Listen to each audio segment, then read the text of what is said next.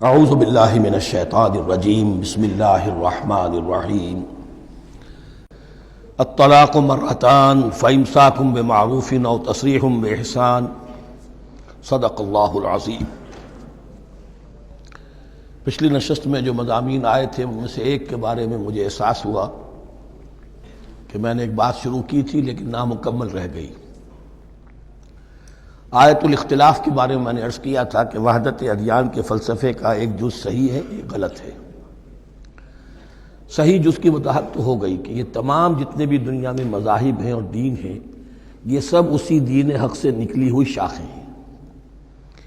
دین حق سے پگڈنڈیاں مڑی ہیں، صراط مستقیم سے پگڈنڈی مڑی ہے، کوئی بہت دور نکل گئی اور اس کا یوں سمجھیے کہ پہچانی ہوئی صورت بھی پہچانی نہیں جاتی، اتنی دور ہو گئی کہ اس کا اس دین حق کے ساتھ اب کوئی رشتہ نظر ہی نہیں آتا۔ کچھ اتنے دور نہیں ہوئے، قدرے قریب رہے، لیکن سب کی بنیاد ایک ہے۔ ظاہر بات ہے کہ حضرت آدم کی نسل سے بات شروع ہوئی ہے، حضرت آدم کی اولاد ایک ہی امت تھی۔ یہ تفرقے جو بھی ہوئے بعد میں ہوئے ہیں۔ تو وحدت ادیان اس اعتبار سے صحیح ہے کہ دنیا میں تمام ادیان، تمام نظام، تمام مذاہب جو ہیں وہ در حقیقت ایک ہی دین حق کی بگڑی ہوئی شکلیں ہیں، بدلی ہوئی شکلیں ہیں، لیکن اسی سے نکلی ہوئی شاخیں ہیں جنہوں نے شکلیں اپنی بدل لی ہیں۔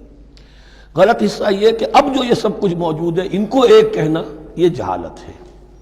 اب ان کو ظاہر بات ہے کہ ان کی شکلیں اتنی ہو چکی ہیں مختلف ایک دوسرے سے، اور اتنی ان میں تحریفات ہو چکی ہیں، اتنا تغیر و تبدل ہو چکا ہے کہ اب ان کو ایک کہنا موجودہ شکل میں یہ در حقیقت فتنہ ہے اور جہالت ہے۔ دوسری بات جو آخری مضمون آیا تھا 28ویں رکوع میں، دیکھیے اس کی ایک تمہید ہے، وہ سمجھ لیجئے۔ انسانی تمدن کا اہم ترین اور بنیادی ترین مسئلہ کیا ہے تمدن کا؟ ایک ہے انسانی زندگی کا مسئلہ۔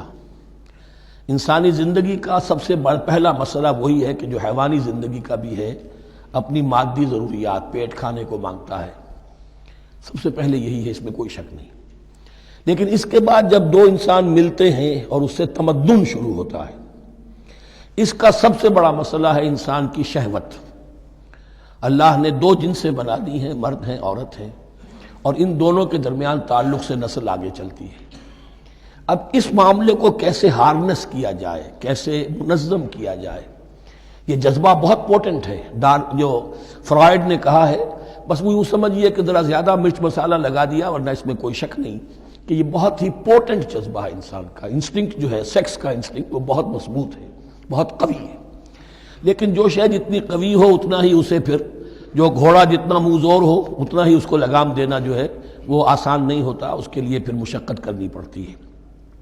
تو اب اگر تو اس سیکس کو اوپن کر دیا جاتا، کھلا سیکس، فری سیکس، آج کل یہ لفظ استعمال ہوتا ہے، فری سیکس، کیوس ہوتا، تمدن میں فساد ہو جاتا۔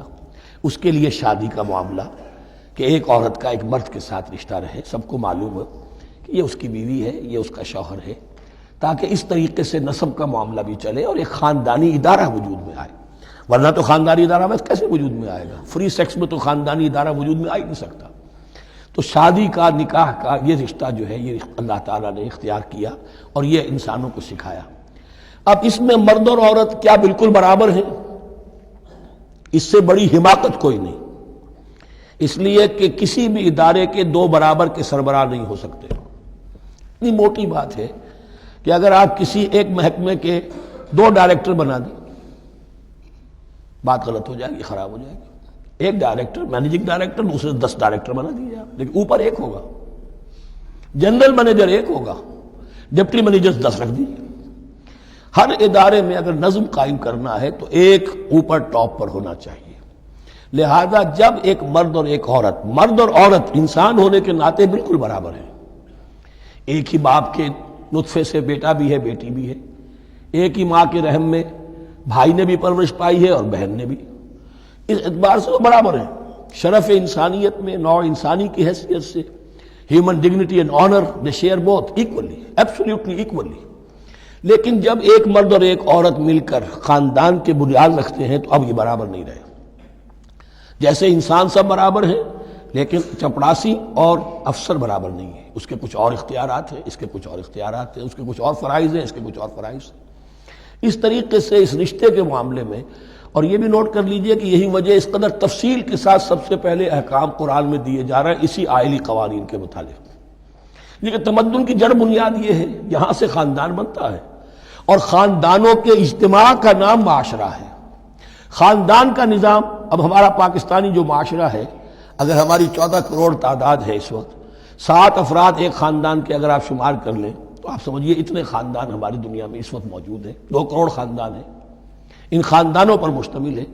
خاندان کا ادارہ مستحکم ہوگا، معاشرہ مستحکم ہو جائے گا۔ خاندان کے ادارے میں صلاح ہوگی، فلاح ہوگی، معاشرے میں صلاح و فلاح آئے گی۔ وہاں فتور ہوگا، فساد ہوگا، بے چینی ہوگی، ظلم ہوگا، ناانصافی ہوگی، وہاں کنفلکٹس ہوں گے، میاں اور بیوی میں جو ہے جھگڑے ہو رہے ہوں گے تو اولاد کی تو جو ہے پھر وہاں تربیت صحیح نہیں ہو سکتی، ان کی تربیت میں منفی چیزیں شامل ہو جائیں گی۔ تو یہ ساری چیزیں جس کی وجہ سے بڑی تفصیل سے قرآن مجید میں احکام دیے گئے ہیں آئلی قوانین، ان میں جہاں تک یہ معاملات ہے، طلاق کا معاملہ ہے، اس میں برابر نہیں ہے۔ شادی کرنے میں عورت کو بھی حق ہے، وہ شادی سے انکار کر دے، جبر نہیں کیا جا سکتا۔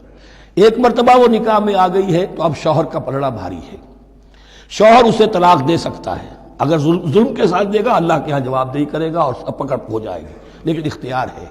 وہ خود طلاق نہیں دے سکتی، البتہ طلاق حاصل کر سکتی ہے، خلا جسے ہم کہتے ہیں، وہ عدالت کے ذریعے سے، بڑوں کے ذریعے سے، رشتہ داروں کے ذریعے سے خلا کرے، لیکن طلاق دینے کا حق اس کو برابر نہیں ہے مرد کی طرح۔ اسی طرح اگر ایک طلاق دی تھی مرد نے اور اب یہ عدت پوری نہیں ہوئی ہے، وَبَعُولَتُهُنَّ أَحَقُّ بِرَدِّهِنَّ، اب وہ کہے تو نے طلاق دے دیا، میں تیرے گھر میں بسنے کو تیار نہیں ہوں، نہیں، اختیار مرد کا ہے، عدت کے اندر 3 مہینے کے اندر وہ اس کو واپس لے سکتا ہے، اس کو طلاق رجعی کہتے ہیں۔ یہ تمام چیزیں ایسی ہیں کہ بہرحال خواتین کو اچھی نہیں لگتی، اور آج کی دنیا میں تو جو یہ مرد و عورت کی مساوات کا سلسلہ ہے، یہ شیطان کا سب سے بڑا فلسفہ اور معاشرے میں فساد اور گندگی پیدا کرنے کا اس کا سب سے بڑا ہتھیار ہے۔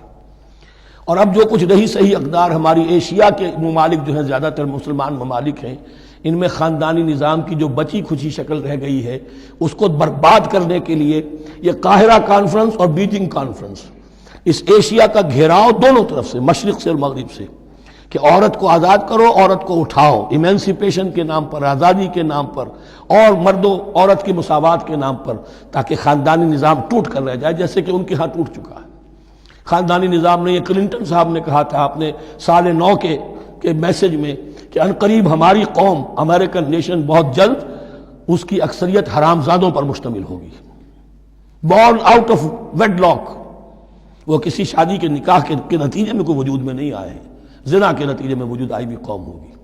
1 پیرنٹ فیملی رہ گئی ہے، ماں ہی باپ ہے اور وہی ماں ہے، اور وہ دونوں وہ جانتے ہی نہیں۔ اب وہاں بڑی ایک مہم اٹھ رہی ہے کہ ہر انسان کا حق ہے کہ اسے معلوم ہو کہ میرا باپ کون ہے۔